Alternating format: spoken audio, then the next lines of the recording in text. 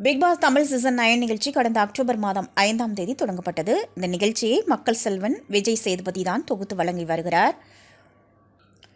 Big pass நிகழ்ச்சியின் விதிப்படி ஒவ்வொரு வாரம் வீட்டில் உள்ள போட்டியாளர்கள் தாங்கள் வெளியேற்ற நினைக்கும் 2 போட்டியாளர்களை தேர்வு செய்ய வேண்டும்.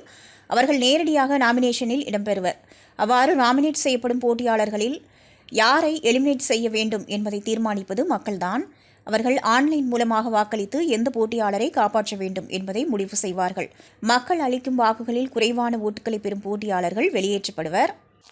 பிக் பாஸ் சீசன் 9 நிகழ்ச்சியின் முதல் வார நாமினேஷனில் வாட்டர்மிலன் ஸ்டார் திவாகர், ஆதிரை, வியானா, பிரவீன்ராஜ், அப்சரா, கலையரசன், பிரவீன் காந்தி ஆகியோர் இடம்பெற்றுள்ளனர்.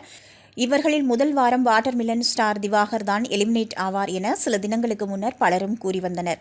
ஆனால் உள்ளே இருக்கும் போட்டியாளர்கள் அவரையே டார்கெட் செய்து வருவதால் மக்கள் மத்தியில் நாளுக்கு நாள் அவருக்கு அனுதாபம் அதிகமாகி வாக்குகளை அள்ளி வீசி வருகின்றனர். இதனால் இந்த வாரம் அதிக வாக்குகள் வாங்கி முதலிடத்தில் உள்ளார் திவாகர். இதனால் அவர் எலிமினேட் ஆக வாய்ப்பே இல்லை.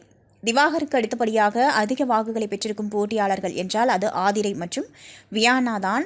இவர்களைத் தொடர்ந்து பிரவீன்ராஜ் மற்றும் அப்சரா ஆகியோருக்கும் கணிசமான வாக்குகள் கிடைத்துள்ளன.